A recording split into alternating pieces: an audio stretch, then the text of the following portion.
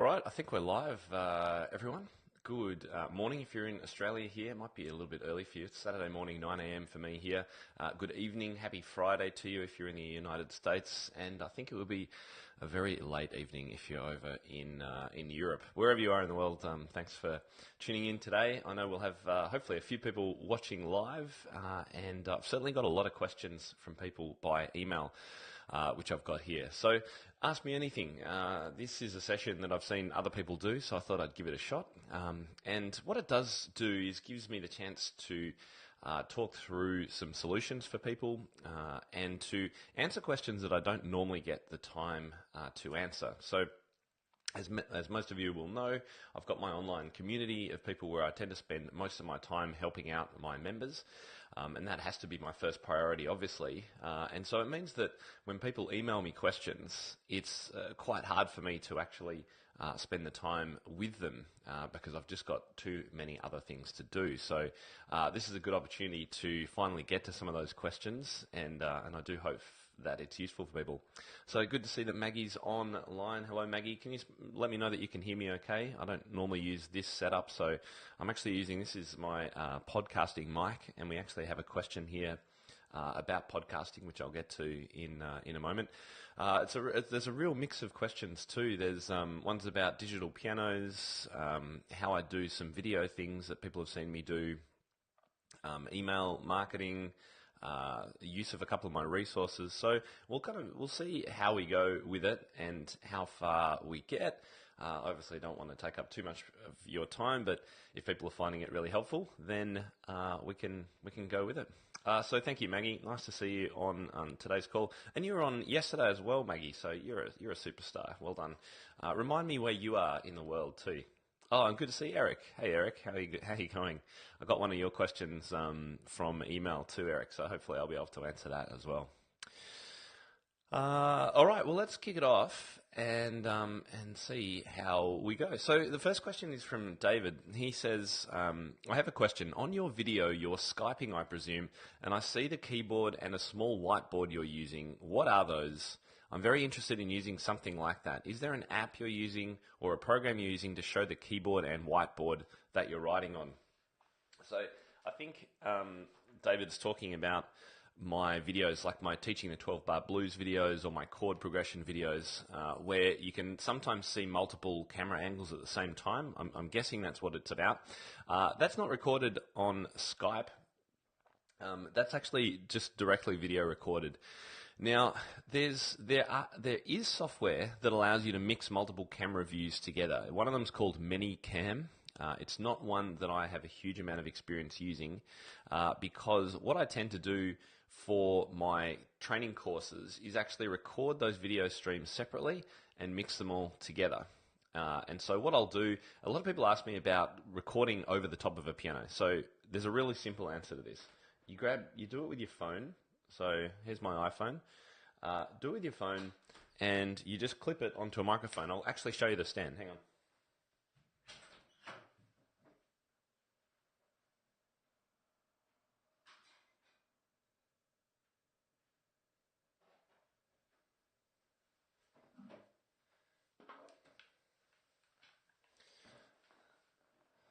So this here is called, this thing here, it's called an iClip.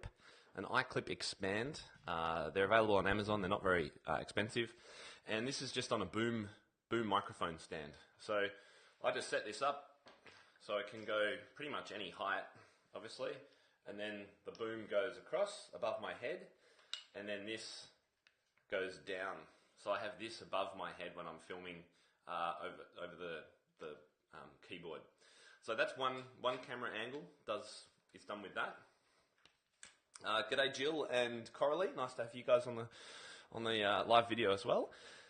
And Maggie, Maggie, you're in the UK. Wow, you it must be midnight or 1 a.m. or something. You must be a bit of a night owl. So I use that for over the headshots over the piano. And if you see me talking to the camera from the side, as you will in a lot of those training videos, then that's the camera that I'm using up here, which is my webcam. It's a Logitech webcam. and it's great. Like, you can see the quality is phenomenal. If I was to switch to the one inside my laptop, which is down here, you'd notice instantly it just looks terrible. This also gives a real wide perspective, so it's great for online lessons. And then if you see me writing or using my iPad, then that's obviously on my iPad, and it's streamed, it's mirrored, it's called, directly to my Mac, or you can do it to a PC. So there's a bit of software called Reflector I use for that, and it just shows up your iPad on your laptop screen, and then you can record that. So there's a lot of things going on at once, but it's not all mixed live. I actually do the mixing afterwards. But as I say, there is software that does allow you to mix live. So if you're looking to do online lessons and you want overhead cameras and this side cameras and all that kind of stuff, it's possible. It will take a little bit more work, but definitely look into ManyCam too. Thanks, Maggie. Good to see Peter on the video as well. So hopefully that's cleared up that question from David. I think I answered everything. Yeah, and if you want to show like a whiteboard style view of your iPad and you want to record that, then I just use, I think it's called Notability, is it? It's just there's quite a few apps that are just blank screens. I know it's called Note something. Notability I use, and that one seems to work pretty well. It just allows you to write on the screen. And this is a pretty old iPad too. So this is an iPad Air 2. I'd love to get a Pro one day, and I really want to. I'd be interested if any of you are using the Pro with the pencil. The Apple Pencil is meant to be really good for writing. It's really hard to write on these ones. Anyway, Rachel has joined us as well. Hi from the UK. Rachel, very late over there too. You and Maggie are, I'm impressed. Up late tonight. Now, if any of you who are live on the call too, if you've got questions, please start popping them in the box. We've got about 15 people live at the moment. I will answer as many as I can, and I'll keep answering the questions I've already got on email. Okay, so the next question's from Jenny. She says, I have a student parent that is wanting to purchase a keyboard for her daughter to keep in her room. They have an acoustic piano in their living room that she plays daily, but she is a junior and needs something to take with her to college that's semi-portable. What do you recommend? She's early advanced and will definitely keep playing. They have a $750 to $1,000 budget. Thanks in advance. G'day Sarah as well, and Tony. The Pro. I'm going to have to invest at one stage. I hear that the writing ability of the Pro is just so good. So thanks for that, Tony. Okay, so the question is about finding a good digital piano that's semi-portable for under $1,000, pretty much. So I've got a few recommendations here. You've actually got quite a lot of possibility, in my opinion. Now, most of you who know me will know I'm pretty pro hybrids and digital pianos. I'm certainly not a teacher who says all my students must play on acoustics or I'm not teaching them. I just think it's unrealistic these days. Parental budgets are getting tighter and tighter. Parents' willingness to buy acoustic pianos is getting smaller and smaller. And thankfully, in contrast to all that, digital technology is getting better and better. So we're actually in a pretty good situation, to be honest. So my recommendations for digital pianos under $1,000, there's pretty much one from each brand. The Roland FP30. I did a lot of work on my Roland FP80 when I was doing my diploma. It's a great instrument, and they're about $650. I think the Kawai ES for Sam, the ES series, like the ES 110, is a pretty good option. I can see some people joining us now. Sorry about that. I have no idea what happened to my first call. It just dropped out, it seems. I think the Yamaha P115 is still an option there as well. But look, what I say to parents when it comes to digital pianos is, if you're prepared to spend about $1,000, then almost the most important thing. Well, you need good action and all that, of course, but the most important thing is that it has a proper wooden stand, and all of these models come with proper wooden stands and 3-pedal boards, and most of them have that. So that's where I differentiate keyboards, which are just often flimsy, no weight in their keys, and you put them on a cross brace stand. They're terrible. I would never recommend one of those. They're the kind of things you get for $100 to $300, so forget it. Then you move up one and you get digital pianos which are removable, so the piano part comes off the stand, but the stands are wooden and strong and they have pedals attached. So that's kind of the next level. I like those ones. And then you move up to the top of the range digital pianos, which are fully encased in a piano-like box. So I think that middle section is great, and there's a lot there for people too. Good to see Jamie from Mexico, American from France. Hello. I'm not sure if I've said your name right, but hello. Thanks for joining this call. Again, no idea what happened to the last one. Hopefully some of the people from the last one have managed to move over to this one. So that was for Jenny. They were my recommendations when it comes to digital pianos. The Yamaha has a YDP piano that actually comes with the stand and 3 pedal cases standard, 3 pedal board I should say, and that's about $1,000 too. So you've got, Roland, I think the FP series is great, Kawai ES series and the Yamaha P115s. I think they would all be great for a student in that situation. Okay. Now, Sally says, can you put me in touch with your developer? Yes, I can. And in actual fact, all members of my community have access to my developer, who is able to very, very quickly fix stuff when you break it.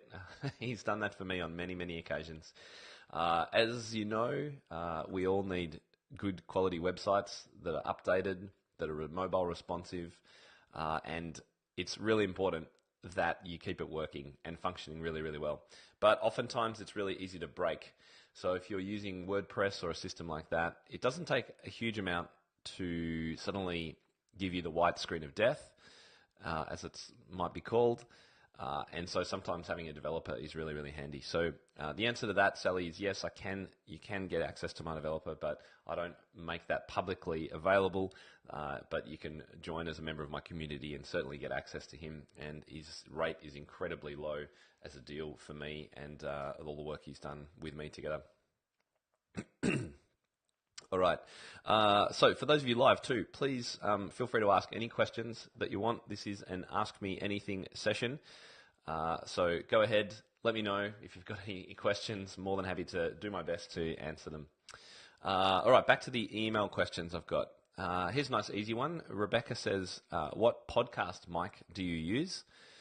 So Rebecca, maybe you look interested in podcasting. I hope so. I think podcasting, I was actually talking to someone at dinner about podcasting last night, as someone who was looking to get into it, and I can't talk highly enough about it as something to do that's just great for look, if you're interested in having conversations with people or just spreading information about some aspect of teaching you really love, or experiences you've had, or like if you can think of a way of doing podcasts slightly differently, then go for it. I think it is it's great. Anyway, the answer to the question is this is the mic.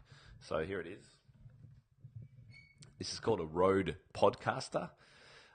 And it's not what I started with. This is actually the third mic that I've got as a podcaster. What I would recommend as a beginner is the AT2100 series. You can buy it on Amazon for about $60 to $80. It's a USB microphone and they are brilliant. So I did my first 100 episodes or so on ATR microphones with USB. Really, really great. And no issues with sound quality, and they last. They're really, really good. So this one's more expensive. I've managed to upgrade slowly as I've done more and more episodes. So I wouldn't recommend starting with this one, Rebecca. Start with an ATR 2100. And if you're interested, by the way, in any of the resources, so I was talking before about this thing in the video before it quit. My mic stand, this clip for filming over the top of your keyboard. If you're interested in any of those things, then you can just go to my resources button at the top of my page, my main homepage. So timtopham.com. Resources is where I list all the tools that I use. This kind of mic, links to where you can buy them, all those kinds of things too. All right. We've got some questions here. While we're on digital, I have seen the review of the Casio Silviano and actually looked at the piano a year ago and was impressed. Would you get rid of your acoustic and trade it in for the Silviano? Is it that good? I have to say, well, look, behind me right now, this is the Silviano. on the left. So these are two review pianos that I'm working on at the moment. The one behind me, this is a Yamaha a hybrid upright piano. It's actually the only one here over in Australia, so I've been very lucky to explore that. It's been so fascinating comparing the actions of these two instruments. Really quite different to play. This is grand piano action. This one's an upright piano action, both digital hybrids, and both beautiful sounds. So, Jill, I'm glad you saw that review. If you're interested in my review of the Casio, this one, then do check it out. Again, it's on my Facebook page. In answer to your question, yes, I would. I would be more than happy, and that is my plan, is to get rid of my acoustic upright piano, which is over in the other room. It's a great piano. I've had it for many, many years. It's a Kawai K3, so it's a small upright that I had from my first house that I lived in outside of my parents' house. Great instrument, but I can't get past the advantages of hybrid pianos. When you have an instrument that feels to play exactly like a piano, but you've got no maintenance costs, you've got no tuning costs, you've got no moving costs. You can just suddenly change it, put it upstairs into a different place, part of your house for a recital, all those kind of advantages. I just can't go past it. So if you can afford it, then I'd say go for it. But I know other people are dead against them and are just like, no, must have an acoustic piano. I disagree, and I think more and more, as technology gets better, we won't need to worry so much about acoustic and digital. They're going to collide. They're already starting to collide, and the technology is going to become very, very similar. The feel and touch is already very similar. There's now people performing on YouTube, concert end artists, playing on hybrid pianos, and no one can tell. You cannot tell the difference in the sound, and the people to play it can't tell the difference in the touch. So really, I think, Jill, totally go for it if you want to. American Mose, is it? You must tell me how to phonetically pronounce your name. You say, how is my website doing? My website's doing very well, thank you. I'm not sure in what regard you mean. But look, yeah, my viewer numbers are building really well, which is great, which means more people are finding, hopefully, great ways to inspire students and build their studios and things. So I'm really happy with that. And the podcast continues to grow too. So, and I do love doing the podcast, and I get a lot of great feedback about it, which makes it even better. Jill, you've got an upright Kawai too. There you go. Yep. Well, look, I'd love a grand piano as well, but I don't think it's going to happen, unfortunately. The other big advantage of a hybrid, of course, is you can put headphones on. So I've spent a lot of my life living with other people, and even my partner doesn't necessarily love to hear me practice. So I do a lot of work with headphones on, and you cannot do that with an acoustic unless you have a silent piano, which is another option too. But the silent pianos are just acoustics with that additional technology. So you still have to tune them, you still have to pay piano movers to move them, etc. So, yeah. Anyway, let's move on to Eric. Eric was on the call. So Eric had a question which he sent me earlier in the week. How do you structure your week as far as days of the week? For example, Mondays might be podcasting, recording days, while Thursdays are brainstorming days, Saturdays are vacations. Just to have a business framework would help. Yeah. So I have a light structure to my days. So I spend the vast majority of my time running my online business. So the podcast, the blog, and the membership site. So I teach about, what have I got now? About 6 or 7 students. So I've cut right back. I still love teaching and love to do it, but I just don't have time. And with travel to conferences and things, schedules get really messy. So, and I didn't want to have a full studio of kids that I was constantly messing around. So I've cut right back. I've got a small core of kids whose parents really support what I'm doing, and they're my kind of guinea pigs, which is always fun to try new things out with. So I generally teach 1 or 2 students on an afternoon. I only teach during the week. And I'd encourage anyone who's watching, if you're spending all weekend teaching or you're teaching till 9 or 10 o'clock at night, then unless you really love that, and perhaps that's the case, then definitely think about ways in which you can streamline what you're doing, either by doing some more work in groups or crossover periods with students, or whether you can hire other teachers, or whether you just literally have too many if you want to just stay as a one-on-one teacher. Maybe there's other ways you can grab some extra income rather than just teaching more students at hours that you don't really want to teach. For me, my days are Monday, Tuesday, Wednesday. Podcasts are open to podcast recording days, so that's the times when people can book interviews with me. And generally mornings, I'm a morning person, and so I'll often exercise in the morning, and then my mornings before 12 are generally content creation. So it's the time that I use to build courses, to write materials, to develop curriculum, and those kinds of things.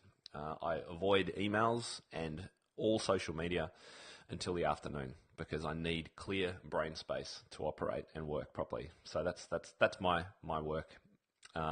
So then in the afternoons, I might get around to more the admin stuff, the things that don't take so much brain power, and then obviously some teaching, and then I generally finish what I'm doing around 6 o'clock. Thursdays is one of my friends the other day called it a blue sky day. I think somebody called it blue ocean day. I don't know. A clear day. It's a day when I don't do any work on my own business. Well, I try not to. And instead, it's what I call my content absorption day. So it's the day that I set aside a few hours to watch videos of other people, to read books, to learn, to keep upskilling myself, to follow some blog articles, do those kinds of things. Because otherwise I spend all my time creating content. I need to stop and see what other people are doing, and to also make sure that I'm learning myself, because I learn a lot from other people. So that's my Thursday. My Friday tends to be fairly flexible and isn't necessarily all about content creation or anything like that. I do spend a bit of either Thursday or Friday, a couple of hours if I can, on analytics, so looking at data around how I'm going, so my business numbers, metrics, things like that. I think all of us as business owners should be doing that and making time each week or at least each fortnight to see how much money's coming in, how much is going out, where are we in relation to the goals that we set. I set goals every quarter for my business and my studio, so that could be something that you like to do, but you need that time to actually check in and see how things are going. And then Saturday and Sunday, I try, unless I've got a webinar or an event on or something, I try and keep them relatively free of work. I will have to do a couple of things today, but I try not to do too much. So hopefully that's helpful for you. Eric, let me know if you've got any follow-up questions, because I know you're in the room now. What system of teaching do you use? Group lessons or personal lessons? If it's group, how many pianos do you use at the same time? So, Jamie, I teach one-on-one. If I didn't have my online work and community and all of the podcasts and all that kind of stuff, I would definitely be a group piano teacher. I've been trained as a classroom teacher, and I really love being in front of a group of kids, so that would be my preference. But at the moment, because I've only got a very small number of students, and my time is limited in that regard, I just teach one-on-one. So hopefully that makes sense. I do have a couple other email questions while people are coming back onto the part 3 call. From who we have, Jenny here says, I've heard that standing up desks are really useful if you're spending a lot of time at the computer. Do you have one, and if so, which one? Yes, I do have a standing up desk, and I try to spend at least half my time at home when I'm working at the computer at my stand-up desk. So the desk that you're actually on, so this thing, I wonder if I can even show you. Whoa. So this is looking down on my desk. So this whole thing here, this all moves up and down. So I can actually just stand up right now, but I won't, because this won't be in the right position. So I think it's a great thing to do. Mine's called a Varidesk, Varidesk. If you do any amount of sitting at a computer type work, then I highly recommend that you grab one of those. There's a few different brands that make these. That's one that I love, and I think it works really, really well. So yes, love a standing up desk. and very, very important. And look, for piano teachers, just stand up as much as you can. That would be what I would generally say while you're teaching. Try and stand up and walk around your student. I don't have a lot of room here, as you can see, but I'll often, so my student will work at this piano, I'll sit at that one, but I'll stand up and walk around behind them and side and stand up against the wall over there. I think it's really important to do. Okay, so the questions have come through. That's cool, isn't it? Let's just see here. I have a beautiful Yamaha C6 and still wish I had a hybrid. One day I'll have both. Yeah, Tony. I know they're a little bit expensive, aren't they? Rachel Monk, I really appreciate your honesty regarding scheduling your week. Extra income is a priority for me and my husband. Yeah, Rachel, well, I'll do my best to help with regard to that. There are lots of other ways that you can bring in income other than teaching, even other than group teaching. There are just a lot of other options, and if I could recommend one book, I would say The Savvy Music Teacher by David Cutler. If you haven't read that, Rachel, it gives us so many great ideas about ways to bring in income from teaching or from para-teaching or from online kind of things. So do check into that. Yeah, Blue Sky Day. I thought that was what he called it. Do you still have a set amount of time for personal piano practice time? Oh, that's a really good question, Eric. Yes, I've been trying to get better at it. In our community at the moment, we're doing a 4-week challenge, and a lot of people have put down that they will be committing to X number of hours a week of piano practice, and I try and do the same thing. So I've got the launch of a new series of books here in Australia for the music exam board that I'm doing, and I've got to present a whole lot of music and be able to play it. So I am practicing more than usual, which has been really good. I'm actually loving it, and so the amount of time I tend to try and give myself an hour a day during the week if I possibly can. So around 4 or 5 hours a week, I'll try and practice. But like everyone, it's hard to keep up with, and so you've really just got to commit to it. And I must say that I find that even if I don't feel like doing it, if I go and sit down and just start playing something, chances are I'm there half an hour later anyway. I'm sure you've all had the same experience. And it's what we tell our students, right? So I think as piano teachers, the more you can practice, the better. Now, good to see most people have come back on the call. Thank you very much for putting up with 3 parts to this Facebook Live. If it cuts out again, my sincerest apologies. I might just let it go after that, and I'll do my best to sort out the issues, and I'll come back and do another Ask Me Anything. Please, can you remind us of the analytics tools you recommend? So, Rachel, it depends on what you're trying to track. So for me in my business, because it's web-based and all about websites, I use Google Analytics a lot, which tells me where people are from who are viewing my website, how long they're staying on the site, what pages they're looking at, and all those kinds of things. So that's really important for me. Also, all my social media analytics are really important. There's a number of dashboards that will pull all that information in. Dasheroo is one. There's one called Cyphe, C-Y-F-E. I use one called Clipfolio, K-L-I-P, Folio. They're just tools to bring in data from a whole lot of sources into one place so you can see it well. When it comes for analytics, if you're not doing all that and you're a piano teacher, then I'd be looking at, I use my music staff to schedule and bill all my students automatically, so I don't have to worry about it. They produce reports, graphs, and all of those kinds of things of income and expenses. They take out the fees that banks charge and all those kinds of things. So I'd be jumping into my analytics for whatever studio software you're using. But I think, we all should have websites. So if you aren't sort of tracking with something like Google Analytics, which is 100% free for anyone that has a website, if you're not tracking how many people are going to your website and that's hopefully building over time and things like that, then that would be a good place to start when it comes to analytics. Getting some hearts here, so thank you and thumbs up for that, everyone. Oh, good to see Claudia here as well. Nice to see you, Claudia. Eric, do you ever struggle between deciding to be a performer and... Did you ever struggle between deciding to be a performer and you were a better educator? Good questions, Eric. I thought I wanted to be a performer at one stage. I've had a very roundabout teaching career. So I studied piano when I was a child. I studied music at university, and then I went completely out of music for about 10 years, and I taught maths and PE and outdoor education, and I ran school camps, and I was a head of a campus, and I did IT and all sorts of different things, and then came back to music. When I came back to it, I actually thought, I think I'd quite like to be. I wanted to be a performer, like you see people performing live, like superstar performers, and that's when I did my diploma. But I have to say that the amount of work I put in to do that diploma, and I got a great mark and I got a distinction. It was incredibly hard and it was incredibly time consuming. And at the end of it, when I listen back to my recitals or watch them, you can see them all on YouTube if you want to see my higher level performing. There's mistakes there and things, and I just realized along the side I was not only making an income from teaching, but I was actually enjoying it. I really love teaching, and I actually love teaching more than I like playing, if that makes sense. Like, I do enjoy playing, but I really love teaching, and hopefully that comes through in the kinds of things that I do.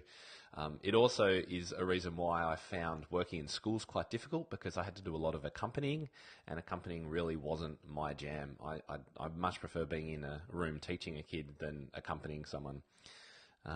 So hopefully that answers your question. There was a little bit of a struggle, but I realized very quickly that I'm a much better teacher than I would ever have been a performer. Love your new audio, very clear. Oh, thank you, Irene.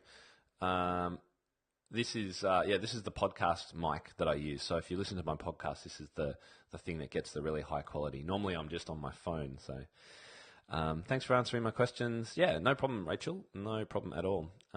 So any final questions, let me know. I did want to pop up a little reminder too at this link. If you're interested in this topic that we've got going on at the moment, which is all about oral, so improving students' listening skills and playing by ear and making it fun and relevant, then make sure you reserve a seat here for our next training. So our free live training for this month will be next week, and it's going to be 7 p.m. Eastern Thursday night, which is 10 a.m. Friday morning here in Melbourne. And sometime in the middle of the night. Sorry about that for you guys in Europe. Maggie, you're a late night person, so you'll be okay. And we're talking about making oral fun and relevant in the piano studio. And this, I actually think the more I've talked about this and written about this and read about it this month, the more I think we need to give priority to oral skills for students, and we need to make it some kind of sequential thing that we do in lessons, and not just piecemeal bits here and there, tap this rhythm, sing this bit, but actually try and build up students' knowledge of how to do this, so they can use their ears as hopefully as they continue playing for the rest of their life. So, grab a seat at that. There'll be a replay, of course, if you can't make it live as usual, and it'll be great to see lots of you guys on there, because I know you'll ask some really good questions. All right. What have we got? We've got a couple more coming up. Now, look, if this call drops out again, apologies. I won't come back on, but I'll do my best to answer your questions in another way or on another call. So just giving you a heads up if that happens. And thank you so much for staying with me, guys. I'm very, very impressed. Okay.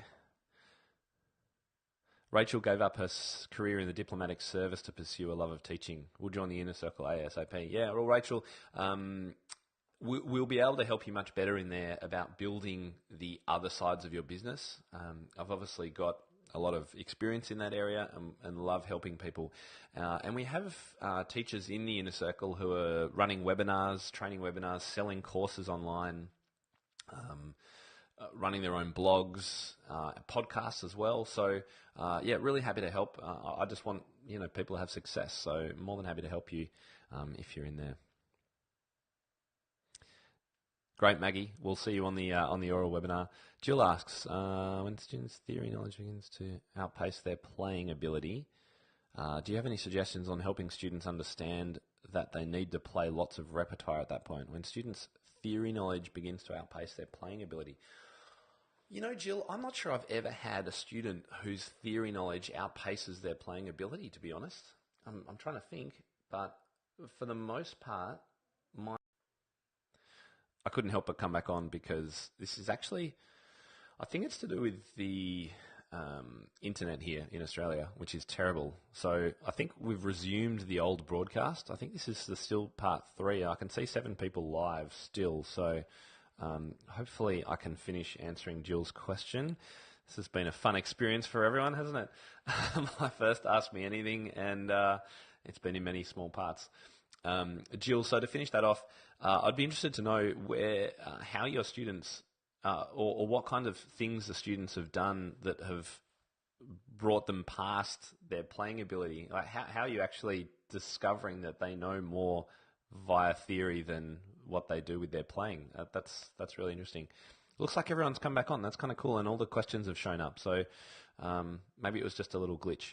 It's definitely my internet. The internet here in Australia, in case you're not in Australia, is so bad. It's the 51st slowest in the world. And so I'm actually streaming this call through my phone because it's faster than our fixed internet service. Can you believe that? Yes, it's true. Next time I'll have to go to, I've got a co-working space that I borrow from a friend of mine. I'll have to do it in there because this is not good. Mind you, normally with my phone it's fine. So perhaps it's because I'm using this high-def camera and microphone. It's just breaking the internet. Maggie says, I had a grade 5 theory student whose piano skills were just grade 1. However, that's because theory fascinated them. Okay. Actually, come to think of it, I have had students that are a little bit above in their theory than their piano. But I haven't had it being a problem. So Jill's question, helping students understand that they need to play lots of repertoire at that point. I'd be suggesting for any student of mine, it's about playing as much repertoire as possible at varying levels, of course, too. So if a student is at grade 3 level, then they're playing a lot of preliminary basic music every week, as much as they can, because that's the way that students get an understanding of genre and form and patterns and structure and all those kinds of things. Much more than it is if they just play 2 or 3 pieces at a really hard level. So, Jill, I'd be kind of encouraging you to just continue getting all your students to play lots of music. And I would have thought if a student's theory knowledge is quite high, they'd probably want to play a lot of music. Maybe not. I'm not sure. Anyway, I'm not sure I've answered that question too well, but thank you for it. Now, I did have a couple more questions from the email system. Let me just check here. Oh, so there was one about curriculum. This is a really interesting one, and one that I'm really working on at the moment. So the question is, great to meet you at a recent event. This is from Christina. I really enjoyed your talk on finding a point of differentiation, which is vital in an overcrowded market like music teaching. I remember you spoke about your current project of designing a piano curriculum. Compared to other subjects like science and maths, there isn't a clear structure of hierarchy of knowledge in music, something which makes our job much more difficult. So, we were having this discussion about a curriculum around the kinds of things that I love sharing with all of you guys. So, and people ask me regularly, do you have a structure of, by the end of the first year that students should know how to play this chord sequence and be able to listen to these things and sight read this? And the answer is no at the moment, but it's something that I would love to build. And so it's on the cards. I don't have an answer for it at the moment because it's a really challenging thing to do. It's effectively creating a method out of all the things that I have. So it's an idea for down the track.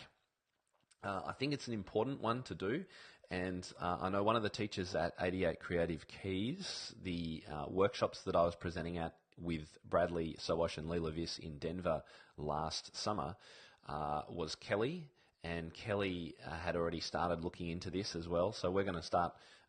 Hopefully, I'd promised her that we'd start doing some work on this, but time always gets away, doesn't it? So we'll.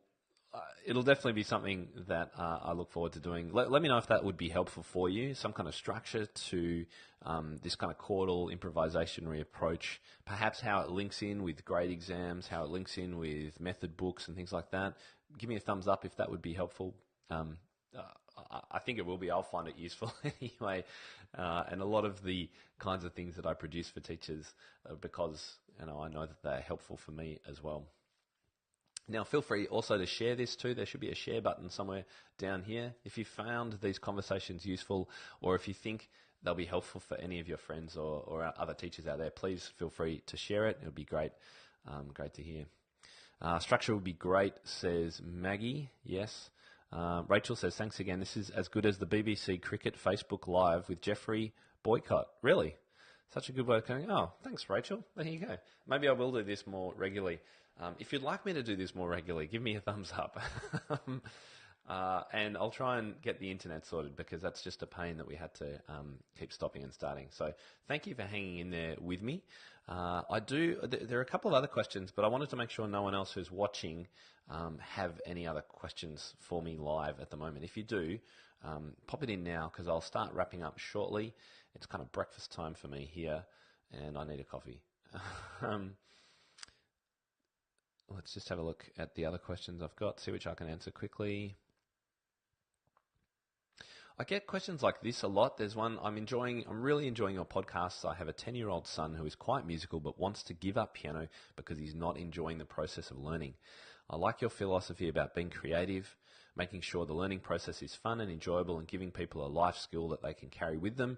Do you happen to know of any piano teachers in Perth, in this case, that have the same teaching approach as you?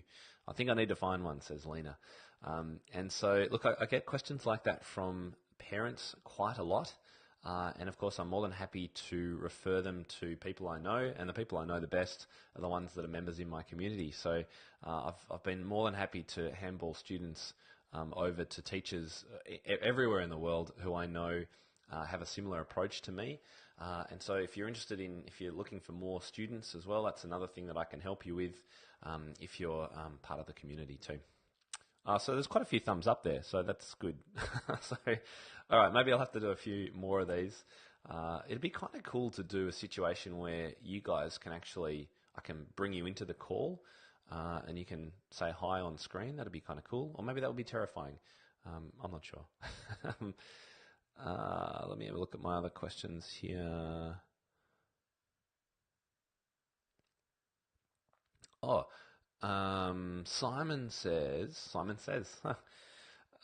that's a game over here. Is that a game in the rest of the world? Simon says, touch your head and touch your, I don't know. I previously downloaded your easy chord progressions teaching plan, but I'm not sure how to use it. Can you demonstrate? Yeah, that's a big call. Big question. So this is the download I think he's talking about, easy chord progressions to inspire creativity. So I produced this for teachers who were introducing chords to their students to enable them to play some chord progressions that sound cool but aren't related to any pop songs or music. So the sheet looks like this. There we go. So they're just literally chord progressions with chords, no lyrics, no nothing at all, just as they are. Simon, in answer to your question, what I'd always suggest with these is just giving them a steady 4/4 beat, and this would be one for each bar. So bar 1, 1, 2, 3, 4, D minor, 2, 3, 4. Chord in the right hand, octaves in the left hand, and once the student can do that, then they can start embellishing a little bit, arpeggiating the right hand, using left-hand patterns. I've got that left-hand pattern download you can grab off my website. Just search for left-hand patterns, Tim Topham, you'll be able to find it. So it's just a small starting point for a chordal approach with a bit of creativity mixed in, which is hence the name. So yeah, that was this easy chord progressions to inspire creativity. All right, so that's that. I'm not sure if that's going to help too much, Simon, but hopefully you'll be able to check that out. I actually have a video of me playing these on the website. I can't think of exactly where it is, or it might be now in the members area. I'm not sure. But look, if you want more guidance with that, Simon, I'll try and refer you to some things to help. Rachel says, on a serious note, is it possible to give too much encouragement to adults who lack confidence? No, I would say there is no way you could possibly give too much encouragement to adults. I've had many adults who are just so timid and shy and uh, reticent to play and things like that. You've got to be so supportive and positive. Play along with them. A lot of times, I find that really helps with adults. Um, and and singing along with them, or just engaging with them as much as you can at the same time as they're playing, I think is a really good approach for adults. But good, keep up that confidence, Rachel. It's fantastic. Um, Maggie, I can't remember. Maggie, are you? Yeah. I thought you remember. So yeah, just search for easy chord progressions. It's in the lesson plan part of our resources section. So when you log in, one of the buttons up the top is lesson plans. I'm pretty sure it's definitely in there, and the video to go along with it. So you'll be able to access it there. Thanks for the thumbs up, Ken and Nancy. Nice to see you guys as well. So look, I think we might wrap up this first one. It's been almost an hour all up with our little hiccups along the way. You guys rock. Thank you so much for staying with me. I wasn't sure that would happen after the first call broke down. Did it, by the way? Can someone just tell me when it cuts out like that? Does it then tell you that I've gone back on live? How did that work? If someone could explain that, that would be good, just so I know for the future. Remember too, this link you need to go to straight after this. And sign up for that next free webinar. As I say, next Thursday night, Eastern US, Friday morning, Australia, all about making oral fun and relevant in your piano studio. I think it'll be a really great way to wrap up this month's focus on that theme. Yeah, Rachel, good. Keep doing what you're doing. I don't think there's any way you could possibly be too supportive of adult beginners in particular. It's supposed to tell us when you come back on, but it did not. Okay, that's interesting, Jill. So how did you guys know that I'd gone back on? Or did it pop up eventually? I went back to the beginning of the session. Okay, good. Well, I'm still learning how some of this technology works. That's been great. Guys, thank you very much for joining me, particularly those of you in the UK at this time of night. Very impressive. Hopefully you've had a nice glass of wine while you've been listening to me prattle on. I do hope it was helpful for you. If this was truly useful to you, I'm more than happy to do it again. Tell you what, if you'd like me to do another one of these, can you write AMA yes in the comments now? Ask me anything. AMA yes, or AMA heart or something. I don't know. And just let me know. Then I'll know to do it again at some stage. I had to restart several times. I refreshed the screen. Oh, good. Okay. So it seems that it wasn't too bad for most of you, which is great. AMA yes from Eric, Jill, thank you, Maggie, beautiful. And if you're watching the replay of this too, if you write AMA yes, I will do my best to do another one at some stage. Maybe do it monthly or something like that. It's good fun. I really like hanging out with you guys. It's been great to answer your questions. It's been great to finally answer so many questions online too that I've been emailing and just keeping ready for an event like this. Good to see you online as well, Irene. All right. I think that's it from me. If there's no other questions, then I will sign off. Rachel, Australian Red from Mornington Peninsula. That is literally an hour that way from me. I love the Mornington Peninsula. Beautiful ones. Their Pinots in particular. Fantastic. All right, it's coffee time for me, guys, and breakfast time. Thanks for hanging out on the call today. Really appreciate you, all your support, and all the great things that you're doing in your studios for your students. Keep up the hard work. I know being a piano teacher is not easy. Christmas holidays aren't too far away. And also stay tuned. I'll just give you guys, because you're amazing, quick sneak peek. In December, I'm going to be launching something called a 5-day piano pivot. It's going to be a worldwide piano challenge to get you set up for 2018. Stay tuned for that. More details to come really, really soon. Until then, I'll see you soon. Thanks again for joining me. Bye.